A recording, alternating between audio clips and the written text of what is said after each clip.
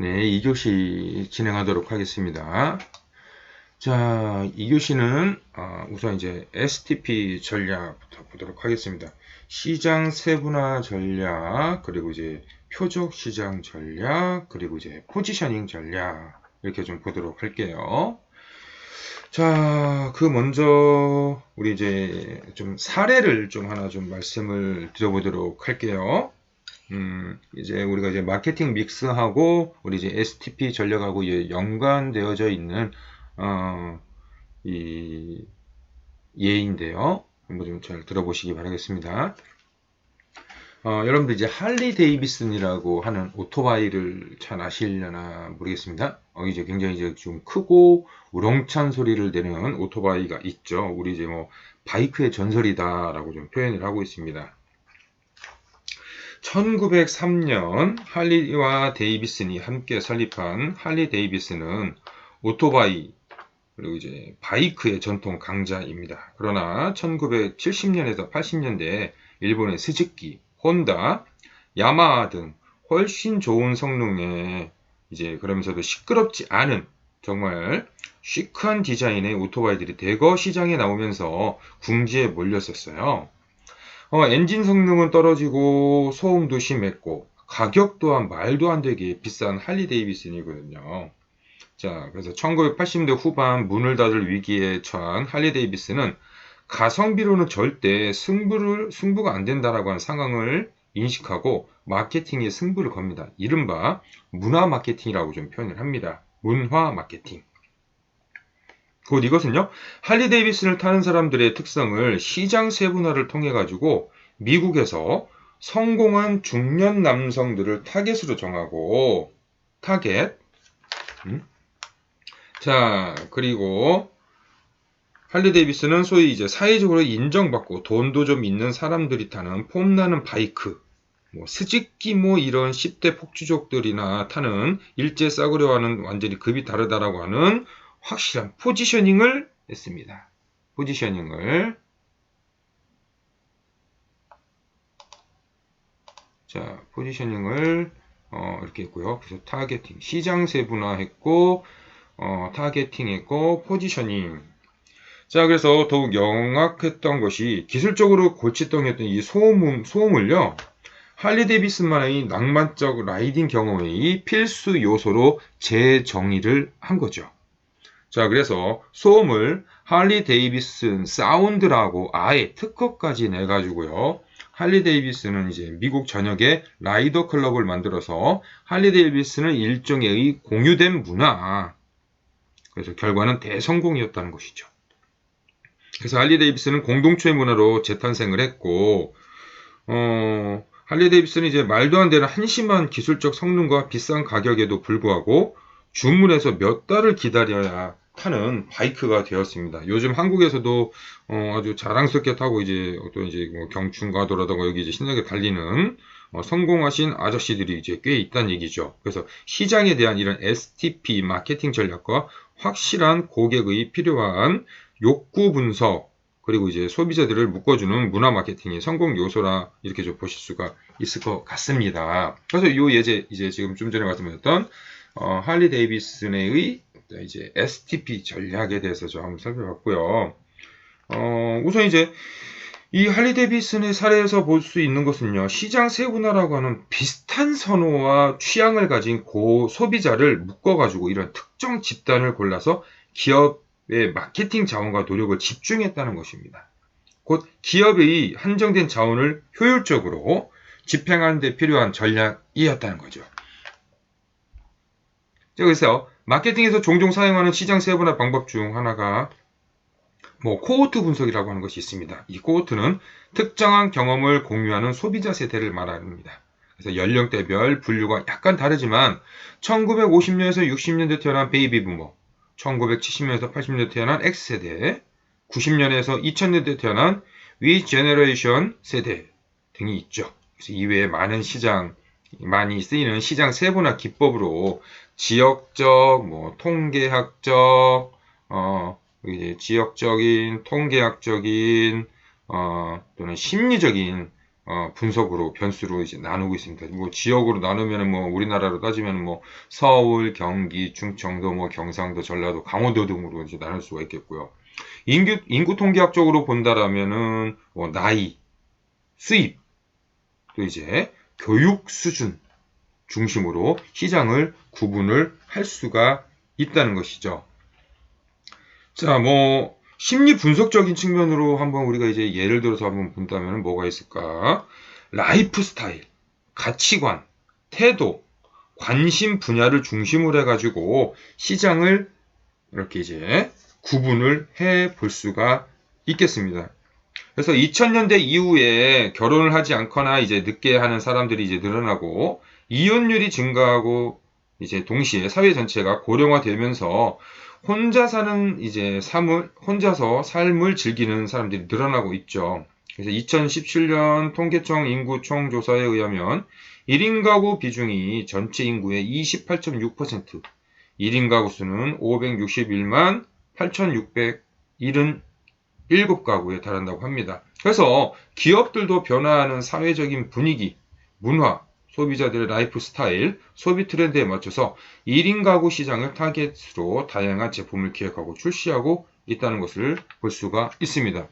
그래서 요즘에 이제 많이 볼 수 있는 것이 뭡니까? 이제 혼밥족, 뭐 혼술족, 혼디족, 디저트도 혼자 즐기는 혼디족, 요즘 또 뭡니까? 홈트족, 그쵸? 홈 트레이닝 하는 홈트족. 그래서 이거에서 이제 있는데 이제 뭐, 욜로라고 이제 표현하죠. 인생은 한 번뿐이다. 현재 나의 행복을 가장 중요시 생각하고 소비하자. 또는 뭐 이제 소확행. 작지만 확실한 행복. 분위기가 이제 확산되고, 나를 위해 작은 사치 같은, 가치 소비 트렌드가 이제 등장하기 시작을 했고, 이런 추세에 맞추어 가지고 굉장히 많은 어떤 이제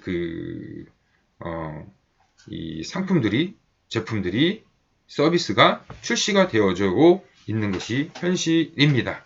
특히 코로나 바이러스로 인해 가지고 여러 사람들이 집단으로 이제 모일 수가 없잖아요. 그렇기 때문에 오히려 이러한 이제 기회를 통해 가지고 오히려 더 이제 1인 가구의 소비 확산이 더욱더 증대되고 있는 모습들을 조금 보실 수가 있겠습니다. 그래서 이렇게 이제 STP 전략을 좀 한번 살펴보았습니다.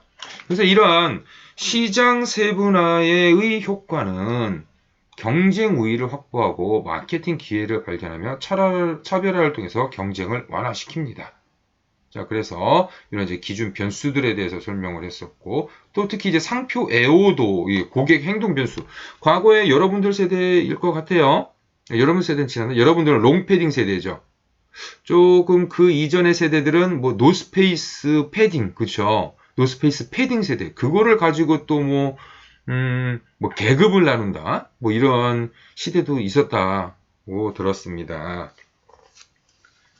자, 그래서 우리가 이제 두 번째로 이제 표적 시장 같은 경우에는 우리 세부 시장 이제 평가를 이제 하는데 시장 요인들이 뭐 시장 규모, 성장률, 시장 구조의 매력도, 기업 요인으로는 기업 목표와의 어떤 부합성, 기업 능력과 자원과의 부합성, 그리고 기업의 장기적 경쟁 우위의 가능성 등을 보고 이런 이제 표적 시장들을 선정을 한다.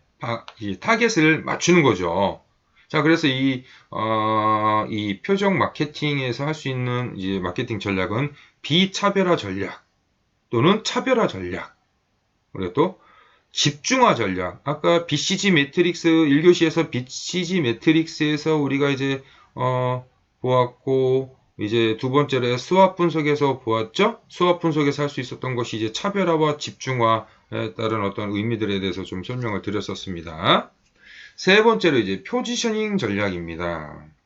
포지셔닝은 1차적으로 경쟁 우위를 확보를 하는 것입니다. 두 번째로 알맞은 경쟁적인 우위를 선택을 하는 거예요. 우리에게 맞는 경쟁 우위가 무엇이 있는지 선택을 하고, 세 번째로 선택한 포지션에 커뮤니케이션을 전달을 하는 겁니다. 그래서 이러한 포지셔닝의 유형에 여러 가지들이 있는데요. 그 하나가 이제 여러 가지를 말씀드려보면은 그 첫 번째가 속성에 의한 포지셔닝이에요. 볼보는 안전하다. BMW는 뭐 성능이 우수하다. 뭐 이렇게.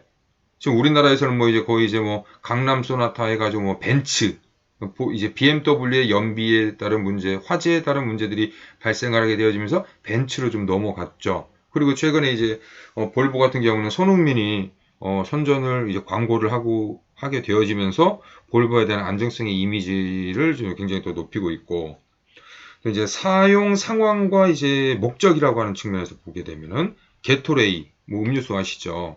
이온 음료, 운동 후에 먹는 거. 포카리, 일상적인 갈증이 날 때 먹는 음료. 이렇게 이제 연결을 시킨 거죠.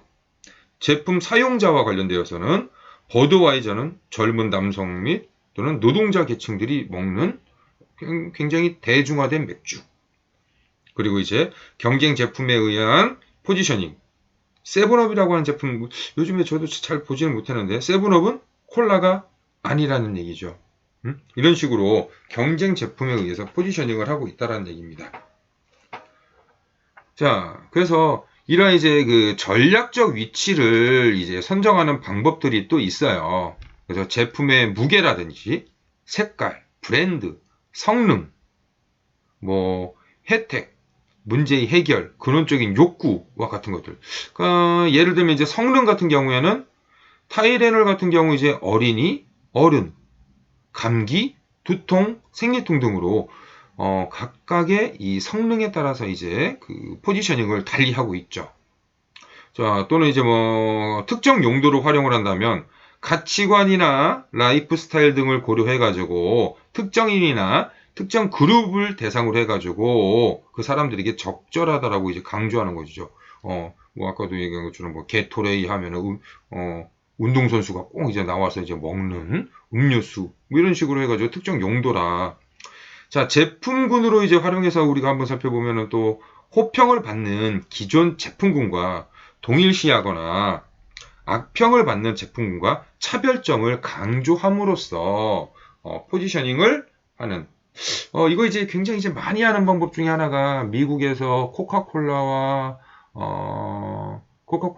이제 펩시콜라 콕과 이제 펩시코 서로가 이제 동일한 거의 이제 제품군이잖아요. 그런데 서로가 싸워요. 서로가 같은 광고를 가지고도 뭐 엎치락 뒤치락 하는 이런 모습들까지도 이제 나타내고 있습니다.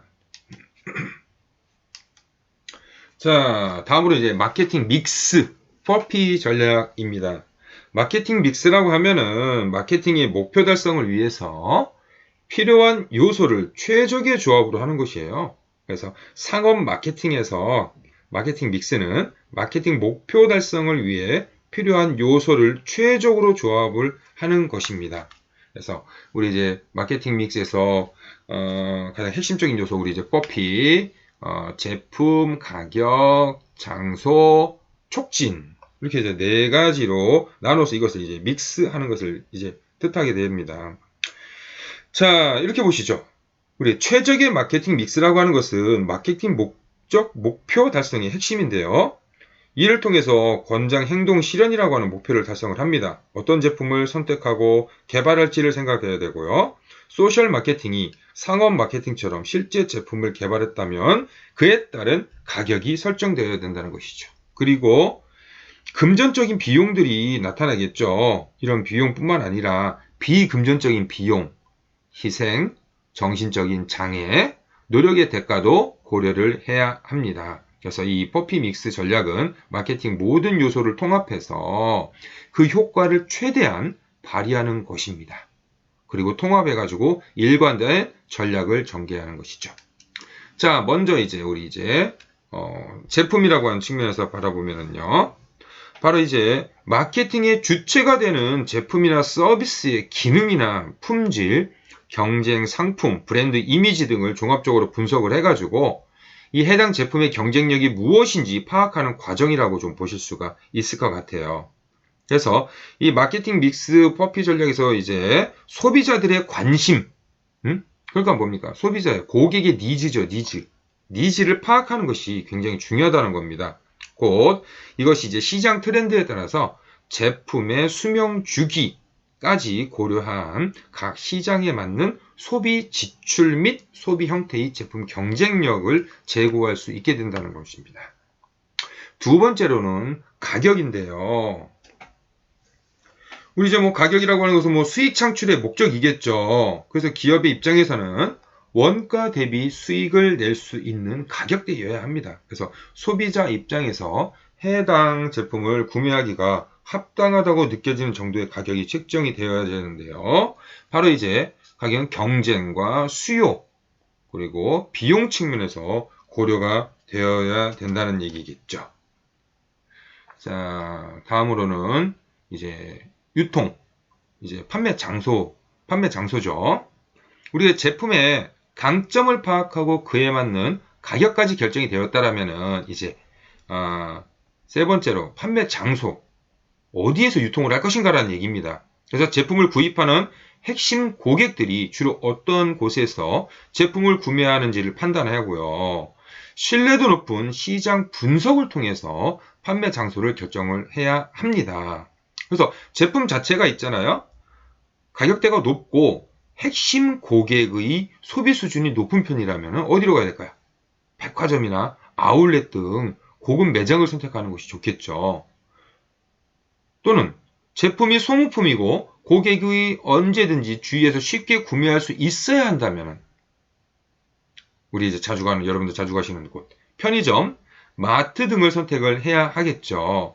여기서 이제 우리 판매 장소를 물품을 이동시킬 유통 경로로 결정해야 하는데, 그래서 유통 경로에 따라서 가격이 높아질 수도 있고 하기 때문에 퍼피의 전략적 요소 중 종합적으로 고려할 필요가 있습니다. 그래서 유통 비용을 얼마만큼 줄일 것이냐. 다음으로 이제 판매 촉진이죠. 촉진, 프로모션. 자, 제품이 이렇게 보시면 됩니다. 제품이 새롭게 등장하는 시기를 소비자들에게 브랜드, 제품을 알리는 것이 급선무라면 다양한 매개체를 통해서 인지도를 높이는 마케팅을 선택을 해야 된다는 것이죠. 그래서 기존의 상품이 업그레이드 되어가지고 등장한다 하였다면 기존 고객들의 라이프 스타일에 맞춰서 적합한 어떤 광고, 매체를 선택을 해가지고 신기능을 어필하는 것이 좋을 수 있다는 얘기죠. 최근에 예를 들면은 저도 이제 뭐 자동차에 이제 관심이 많아가지고 보다 보니까는 쌍용 자동차가 요즘 굉장히 좀 큰 위험에 빠져 있어요. 뭐 상하이 자동차에서 마한드리로 넘어와가지고 마한드리도 이제 뭐 떠나고 쌍용차가 홀로 이제 남는 이러한 위태로운 상황에 이제 놓였는데 쌍용차 중에서 그래도 그나마 명목을 이제 계속적으로 유지하는 차를 따지면 뭐 이제 뭐 코란도였는데 이제 또 여기 또 렉스턴. 그래서 최근에 이제 렉스턴을 예를 들어서 한번 보면은요. 렉스턴이라고 하는 차가 있었고 그 뒤에 뭐 이제 좀 이제 페이스오프 했고 또 이제 지퍼 렉스턴이 나왔고 최근에 이제 올류 렉스턴이라고 해서 새롭게 나왔는데 페이스 오프를 했고 엔진도 이제 뭐 변속기도 뭐 기존 7단에서 8단으로 올렸고 연비도 강화했고 여러 가지 면에서 굉장히 이제 각광을 받을 수 있을 것이다 라고 하는 의미들을 좀 많이 내세워 가지고 좀 프로모션에 임하고 있는 것 같습니다. 아직까지 지금 현재 날짜로 오늘이 10월 27일인데요. 10월 27일인데 아직까지 렉스턴 자동차의 재원이 공개가 되지 않은 상태 하에서 사전 예약을 받고 있어요. 그래서 몇몇 가지 핵심적인 기능들이 업그레이드 됨을 이제 소비자들에게 알리고 사전 예약을 받는 어떤 이러한 이제 뭐 프로모션 전략들을 하고 있다. 이렇게 좀 보실 수가 있습니다. 자, 그래서 이렇게 우리가 이제 퍼피 전략은 상품 전략, 가격, 유통, 그리고 이제 촉진 이렇게 이제 순환 과정들을 거치게 된다라고 좀 보실 수가 있죠. 자, 그렇다면 우리가 이제 다음으로 이제 확인해 봐야 될 것은 뭐냐. 고객이라든지 또는 소비자에 대한 이해가 필요하다는 것을 뜻하게 되어집니다. 우리는 고객을 1차, 2차, 3차 고객으로 나눠서 볼 수가 있습니다. 자, 1차 고객은 자사에 소속되어져 있는 임원이나 동료들이에요. 자, 이들은 이제 마케팅 아이디어 공유라든지 전략 상담, 업무 협조 등에 대해서 실질적인 혜택을 줄 수 있는 가장 가까이 있는 고객입니다. 왜냐? 우리 회사에 있는 내가 A라고 하는 회사에 다니는데 경쟁사인 B 회사의 제품을 사용할 수도 있습니다. 그러나 A 회사에 있는 고객이 A 회사의 제품을 사용을 한다. 그럼 벌써 소비가 촉진이 되어진 것이죠. 자, 2차 고객은 자사와 거래하고 있는 협력업체의 모든 구성원들, 그래서 구매자, 영업사원, 광고대행사, 제휴 파트너들이 이용에 속하고요. 3차 고객은 우리가 말하는 일반적인 이제 고객들, 이제 최종적인 제품이나 서비스를 최종적으로 사용하는, 소비하는 소비자들을 의미를 합니다. 자, 이러므로 인해 가지고 우리는 이제 소비자들에 대한 어떤 이제 분석들을 해 보아야 하는데요. 소비자들의 특성을 알기 위해서 소비자 행동 분석을 하게 되어집니다. 즉, 소비자의 성향을 제공하고요. 구매 행동에 관한 정보를 제공을 하며 의사결정 과정을 설명할 수 있어야 됩니다. 이러한 소비자 행동 분석은 시장 세분화, 제품 포지셔닝, 차별화, 환경 분석, 마케팅 믹스와 개발 등에 관한 마케팅에 있어서의 가장 이제 기초적인 부분을 이제 제공을 하고 있어요. 자, 우리 이제 관여도라고 해가지고, 관여도. 내가 여기 이제, 심혈을 기울이는 거예요. 자, 그래서 우리가 이제 이렇게 봅시다. 상표에 따른 충성도, 상표에 따른 충성도, 그리고 이제 제품의 관심도가 높은 사람은 뭐라고 표현을 하느냐. 브랜드 충성자죠. 해당 브랜드의 제품만 입는 거예요. 또 입고, 사용하고, 먹고, 쓰고. 타 브랜드를 전혀 이제 사용하지 않고 내 자신의 어떤 이제 그 라이프 스타일 또는 이제 그 관여도에 따라 관심도에 따라 가지고 타 브랜드와 차별화를 시키는 것을 뜻하게 되어집니다. 제품의 관심도는 낮은데 충성도 높은 사람들, 최고를 요구하지 않아요. 그래서 선호하는 상표를 가지나 낮은 감정과 결부되어져 있고요. 제품 목록이 아닌 상표에 관심이 있다는 거죠. 상표에.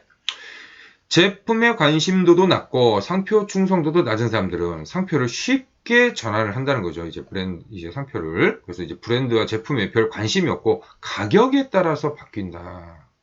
자, 여기 제품 관심도는 높고 상표 충성도는 낮은 쪽은요. 정보 탐색자라고 좀 표현을 합니다. 그래서 최고의 가치를 추구하는, 그래서 다양한 상표를 사용하고요. 정보를 선택을 하면서 상표가 아닌 제품을 추구하려고 하는 성향들을 갖는다라고 하는 이런 모습들을 볼 수가 있습니다.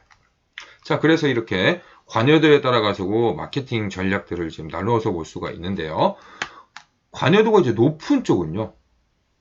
가장 좋은 구매를 결정할 수 있습니다. 그래서 이제 포지셔닝을 제품 차별화에 두는 것이죠. 그래서 가격과 혜택 간의 상관관계가 중요하기 때문에 우수한 품질, 그리고 혜택이면은 비싼 가격. 그래서 이제 광고는 이제 인쇄 매체라든지 신뢰성 있는 전달자 등을 통해서 고급스러운 분위기를 연출을 합니다. 관여도가 적을 때에는요, 적당한 수준을 만족시키고요, 문제를 최소화할 수 있는 어떤 커뮤니케이션을 차별화시킵니다. 그래서 여기서는 이제 제품의 가격이 중요하다는 것이죠. 가격에 이제 우리 이제 뭐 요즘 많이 하는 뭐 가성비, 뭐 가심비 이런 표현들을 쓰잖아요. 실제의 가격에 비추어 보았을 때의 가치라는 얘기죠. 그래서 방송 매체를 중요시하고요. 유머 광고를 이제 넣습니다. 그래서 개방적인 유통 경로, 그래서 눈높이 선반이라든지 선반 공간들이 이제 굉장히 이제 중요할 수 있습니다. 뭐가 될 수 있을까요? 라면을 한번 예를 들어보면 라면 중에서 요즘 가장 핫한 라면이 뭘까요? 경쟁적 관계? 아마도 신라면과 진라면의 관계일 거예요. 여러분들 뭐 많은 매체를 통해서 이제 보셨을 것으로 압니다. 신라면이 지금 요즘 계속 진라면에게 좀 밀리고 있고, 아마도 올해 잘못하면은 진라면이 신라면의 아성을 아예 무너뜨릴 수 있다, 이렇게 얘기를 하고 있습니다. 그러니까 진라면 같은 경우에는 지금 점차 이 제품의 이 질적인 부분들을 계속 끌어올렸고요. 여기에 가격 또한 굉장히 합리적인 가격으로 맞춰져 있기 때문에 소비자들이 인식하기에 굉장히 적정하다라고 좀 보실 수가 있고, 맛 또한 괜찮다. 그런데 신라면은 가격은 높은 반면에 맛은 그렇게 변화가 없고, 현재 소비자들의 어떤 니즈를 충족시키지 못하고 있는 것 같다. 이런 얘기들을 좀 요즘 계속 많이 하고 있습니다. 그래서 이런 것들이 어떻게 선반의 위치, 우리 이제 어떻습니까? 이제 사람의 눈높이죠. 우리 이제 마트에 가면 사람의 눈높이에 있는 곳에 먼저 신경이 쓰지, 뭐 아래에 있는 발바닥이 아니라 신발 쪽을 이렇게 바라보면서 뭐 어떤 물건을 찾지 않는다는 얘기예요. 그래서 이렇게 이제 선반에 디스플레이가 어느 사람의 시선과 얼마큼 연관성이 있는지에 대해서 할 때는 이러한 이제 저관여. 우리 라면을 살 때 이 라면도 먹고 저 라면도 먹어보고 하지, 신라면만 주구장창 우리는 안 먹잖아요. 응? 새로 나온 라면도 좀 먹어볼 수도 있고, 그것이 이제 아마도 이제 관여도가 이제 적을 수도 있다는 얘기인 것이죠. 이런 라면이라고 하는 제품 군 자체가. 자, 다음으로 이제 게릴라 마케팅.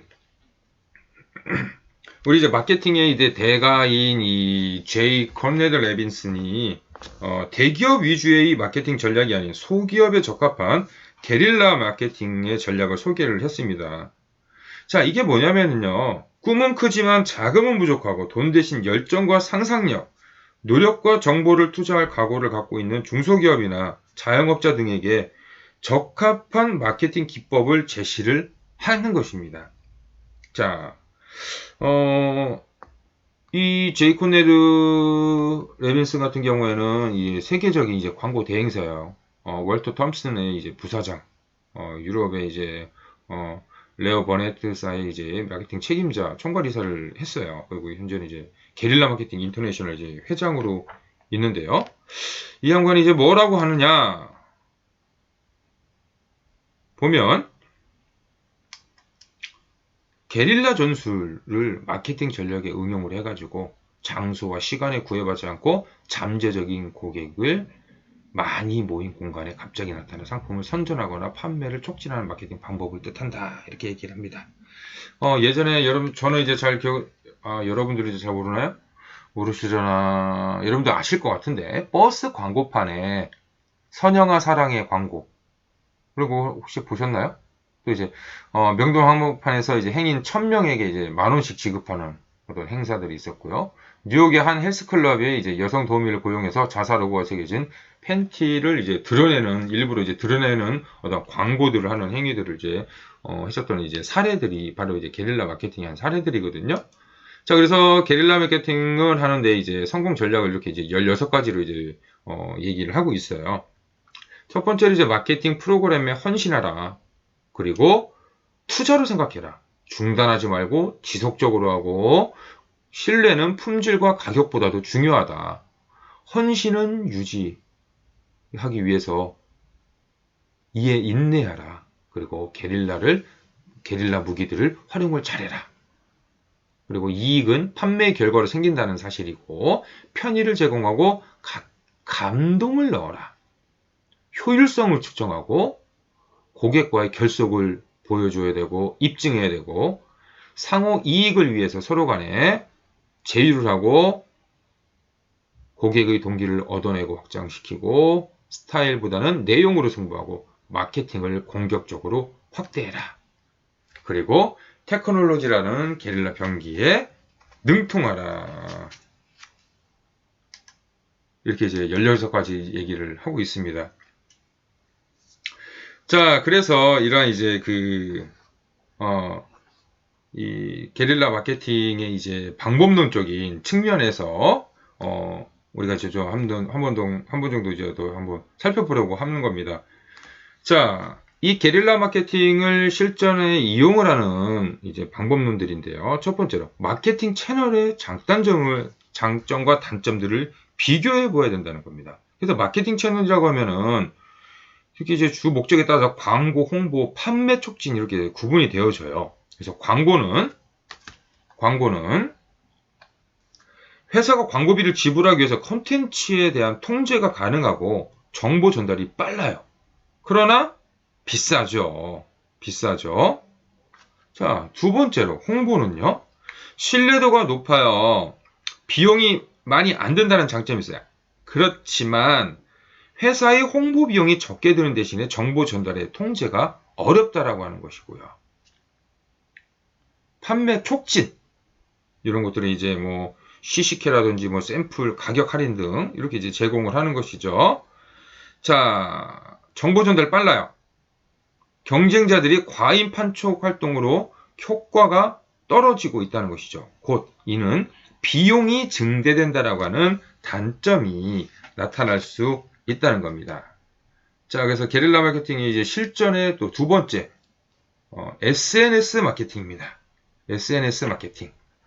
자, 이 SNS 마케팅 같은 경우에는 활동의 5단계로 이제 나눠서 볼 수가 있습니다.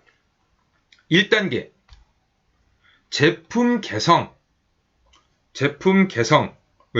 확립하는 단계로서 프로필을 명확하게 표현을 요구를 하고요. 블로그는 기반 콘텐츠로서 전문성을 나타내는 브랜드 콘텐츠 역할을 수행해야 합니다. 그래서 이 팀 블로그라든지 이런 것을 이용을 해가지고 조직적으로 블로그와 SNS상에 다양한 거점 허브 역할을 수행하게 하고요. 홈페이지의 역할을 수행을 합니다. 이 블로그가. 2단계는 블로그에 가입해서 활동하는 단계. 그래서 키워드를 검색하고 온라인에 참여하고 온라인에 댓글을 다는 단계. 세 번째 단계는 연결 단계로 인맥을 확대 강화하고 한계치를 파악해서 보통 이 기간을 우리는 이제 한 달 정도 걸린다고 좀 표현을 하고 있어요. 네 번째 단계는 결사 단계로 인맥을 연결하자마자 커뮤니티에 초대하는 단계. 마지막 다섯 번째 단계는 문화 단계로 이벤트 행사를 개최하는 거죠. 그래서 문화를 형성하고 오프라인에서 정기적으로 모임을 갖는 등의 단계로서 이러한 SNS의 마케팅으로의 변화를 준다는 얘기죠. 그래서 이제 기존의 마케팅의 기존 미디어를 통해서 마케팅하는 것과 이 SNS를 통해서 마케팅을 하는 것의 차이들이 나올 수 있죠. 기존에는 이제 일방향이었다면 이제 쌍방향으로 고객이 찾아오는 방식으로 했고요. 자발적인 참여, 댓글 등을 통해 가지고 서로 간의 어떤 유대 관계를 맺으면서 이러한 이제 그 초저가 접촉으로 소통 비용을 이제 줄일 수가 있고 신속한 어떤 구전 활동이 일어날 수 있다라고 하는 점들을 좀 생각해 볼 필요가 있습니다. 그래서 SNS 마케팅 굉장히 지금 이제 굉장히 중요하죠. 그렇죠? 자, 세 번째로 우리가 이제 볼 수 있는 것은 ATL과 BTL이라고 하는 이 마케팅 방법인데요. ATL은 전통적인 어떤 광고 매체인 TV, 잡지, 라디오, 인터넷 등에 노출을 시키는 겁니다. 그래서 above the line이라고 표현을 하고요. 이것은 직접적으로 제품을 체험할 수는 없지만 매체라고 하는 연결고리를 통해서 상품을 노출시키고 이런 정보를 통해서 강요하던 시대의 마케팅입니다. 그래서 소비자가 원하지 않아도 광고를 뿌리는 매체를 이용한 마케팅인 것이죠. 자, BTL은 조금 전에 우리가 이제 SNS 마케팅과 이제 비슷한 의미들인 거죠. 소비자 관심을 끌어들이는 거예요. 그래서 이제 전시 매장 이제 디스플레이라든지 다이렉트 몰이라든지 이벤트, 스포츠 마케팅, 텔레마케팅, 뭐 이제 PPL 등 이런 이제 판촉 활동을 통해 가지고의 마케팅을 하는 자, 그래서 현대는 이제 제약이나 이제 견제 등으로 BTL이 ATL의 어떤 새로운 대안. 요즘 뭐 TV 보시다 보면은 잘 나오잖아요. 그쵸? TV 보시다 보면은 뭐 갑자기 광고가 그 드라마에 나오던 주인공이 광고가 한쪽 면에 이렇게 나오는 분할로 해가지고 이제 보여지는 모습들도 본 것 같아요. 자, 우리 이제 PPL이라고 하는 부분들을 한번 좀 더 살펴보면은요. 직역을 하면 이제 제품 배치, 즉 이제 필요한 위치에 제품을 갖다 놓는 것을 의미를 합니다. 자, 그래서 초기에는 이제 영화 제작 부서에서 시나리오를 보고 기업이나 점포를 방문해 각 이제 씬 있죠, 씬? 뭐 A-1신, A-2신, 씬에 필요한 소품을 요청해 이제 배치를 했었었는데, 이 시기만 해도 영화사보다는 기업이 주도권을 갖고 있었어요. 그런데 최근에는 이제 영화에 등장했던 제품이나 브랜드에 소비자들이 반응을 보이고 있죠. 심지어는 매출도 증가하고 기업들이 먼저 자신의 제품을 사용해달라고 요청을 하거나 때로는 제품 사용의 대가로 제작비를 지원해주기도 합니다. 자, 그래서 과거에 제가 이제 어렸을 때 이제 영화인데요. E.T. 영화 E.T. 여러분들도 아시죠? 이렇게 손 이렇게 자전거 타고 하늘로 날아가는 모습. E.T.에서 주인공이 E.T.를 유인하기 위해서 사용했었던 이제 허쉬 초콜릿이 있었거든요. 그 1개월 만에 영화 개봉 전 대비 65%의 매출을 선보였었고요. 우리나라에서도 이제 신사의 품격이라고 하는 배우들이 사용했던 선글라스나 옷핀 등이 매진되는 사례들도 있었고요.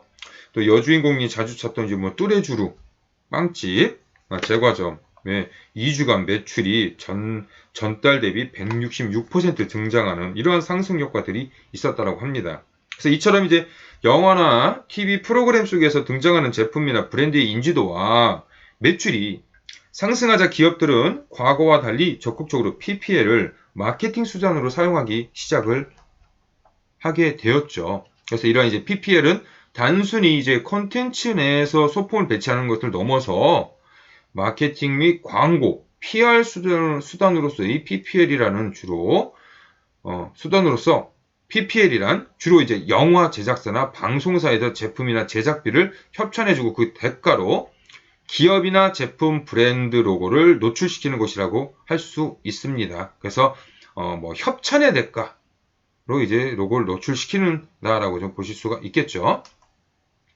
요즘에 이런 단어를 좀 한번 들어보셨는지 모르겠네요. POP, Point of Charge. 이런 이제 약자로서 이제 POP라고 하는데요. 매장 측면에서 이 POP라고 하는 것을 보면은요, 이 종업원들이 상품 소개에 대한 수고를 더는 겁니다.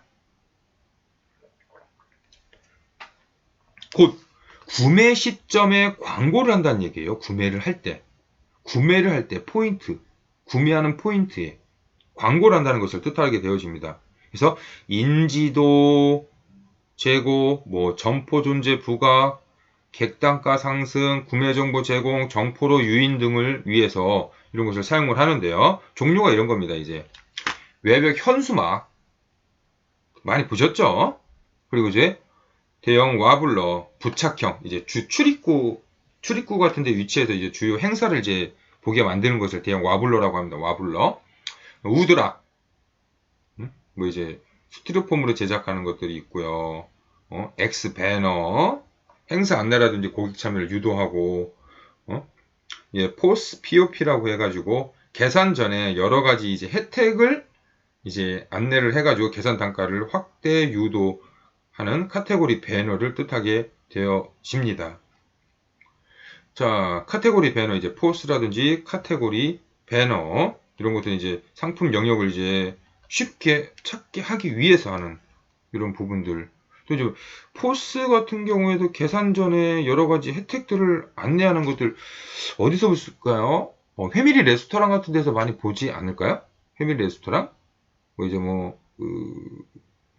뭡니까? 이동통신사 할인 또는 무슨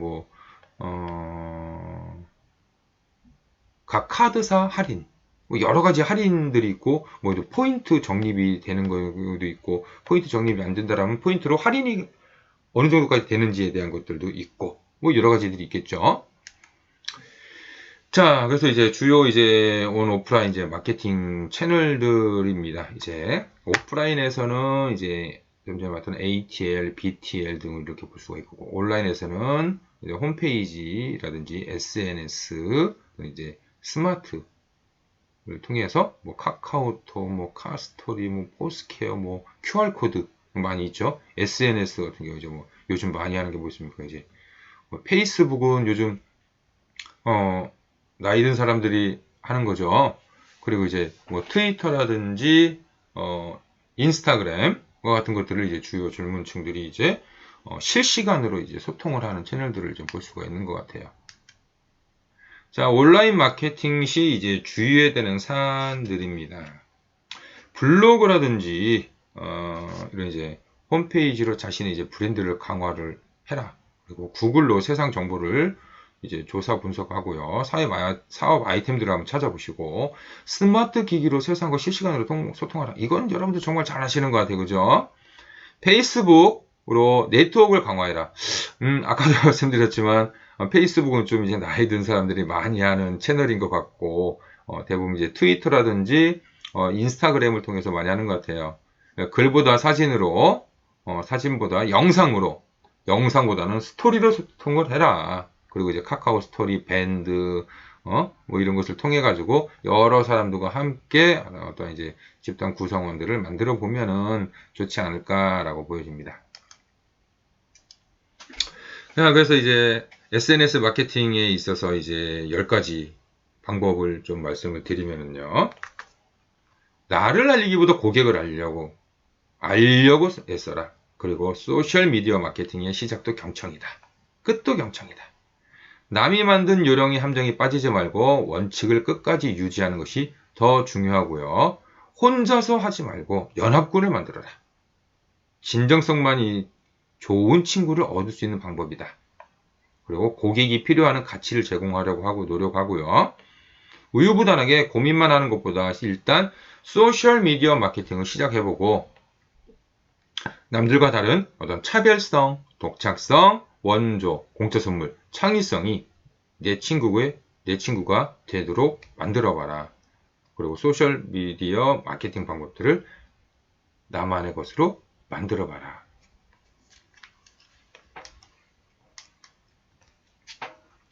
자, 이제 다음은 이제 뭐 브랜드 마케팅이라고 좀 표현할 수 있죠. 우리 이제 로고지, 로고. 누구나 부르기 쉽고 기억하기 쉬워지는 거. 그래서 취급하는 사람이 제품이나 이제 제공하는 서비스 등의 내용을 쉽게 할 수 있게.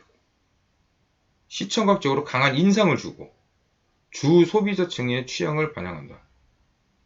자, 여러분들 굉장히 저는 쉽게 할 수 있는 게 상표권 등록을 할 수 있다라고 하는 점들입니다. 여러분들이 지금 뭐 디자인을 어떻게 이제 뭐 정말 출중하게 해야 된다는 것을 벗어나 가지고요.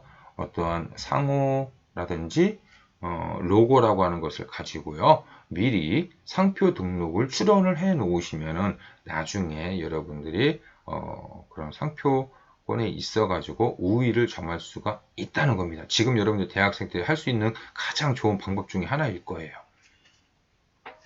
자, 그리고 화제를 불러일으킬 수 있는 기발한 명칭, 그리고 경쟁업체의 상표 도용하지 말아야 되고요. 이거 이제 반드시 이제 확인을 해야 되는 거예요. 자, 부정적인 의미나 이미지 현상이 없어야 되고요. 패키지나 유니폼 등에 적용하기 적합한가 꼭 고려를 해 보시기 바랍니다. 자, 브랜드 마케팅 특히 이제 두 번째 간판 같은 경우에죠. 간판. 굉장히 중요한 거죠. 내 얼굴이에요, 얼굴. 네이밍. 네이밍을 먼저 생각해라.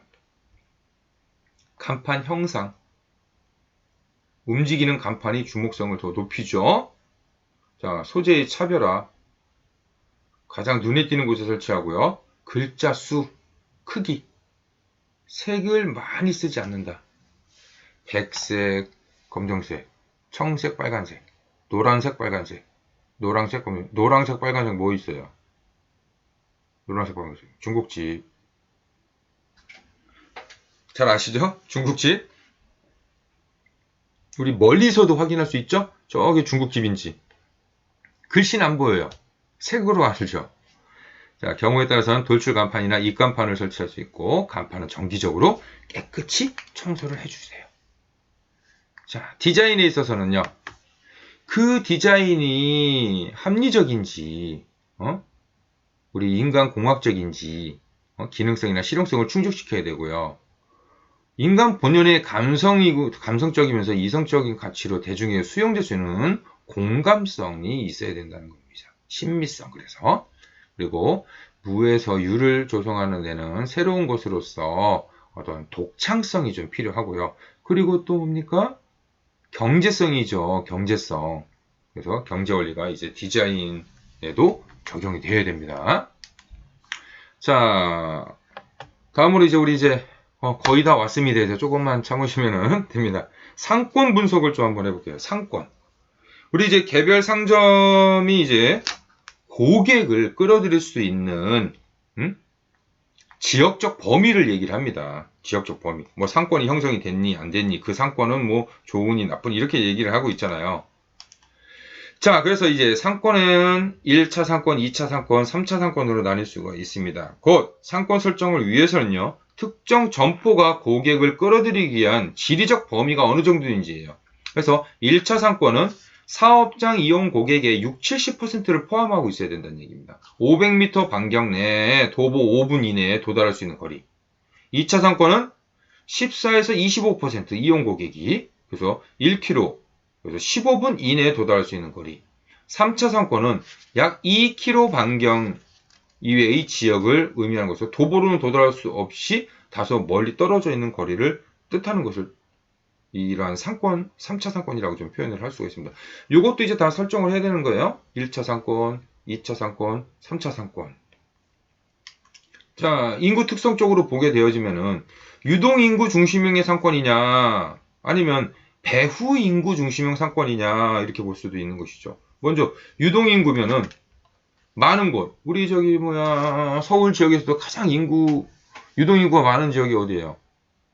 뭐 강남역 같은 곳, 교대역 뭐 이런 곳이 굉장히 유동인구가 많잖아요. 그렇죠? 상권이 형성이 잘 돼 있다는 얘기예요. 번화가 상권, 역세권 상권과 복합적인 상권들. 또 하나는 또 대학가, 역세권. 자, 배후 인구 중심형 상권은요. 목표 고객이 정해져 있는 상권으로 배후 인구의 반복적 구매가 발생할 수 있는 상권. 특히 아파트 단지 상권. 세대원들이 젊은 경우 필수 업종이면서 반복적으로 구매가 높은 업종들이 인기가 있고요. 40대, 50대 이상이 많은 경우에는요, 백화점이나 할인점 등이 여유로운 쇼핑을 선호를 한다고 합니다. 그래서 신도시형 아파트 밀집, 일반 주거 상권이냐, 오피스 상권이냐, 이거 다 분석을 하는 것이 좋습니다.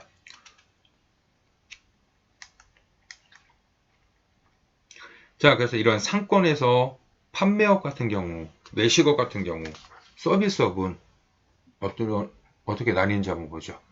판매업 같은 경우는 생활 필수품 500m 이내, 슈퍼, 편의점, 약국, 문구점, 비디오 전문점. 고급품일 때는 1, 2km 이내, 패션, 주얼리, 안경, 모피, 재화점. 외식업 같은 경우에는요, 여러분들 굉장히 중요해요. 이거 잘 이해를 하셔야 됩니다. 1번 음식점 500m 이내, 뭐 돈가스, 우동, 김밥, 치킨, 한식, 피자 정도. 우리 가까이 있는 곳이어야 됩니다. 자, 대형 패밀리 레스토랑 같은 경우에 1, 2km 이내, 뭐 이제 감자탕, 캐주얼 레스토랑, 갈비찜, 뭐 설렁탕집 같은 경우.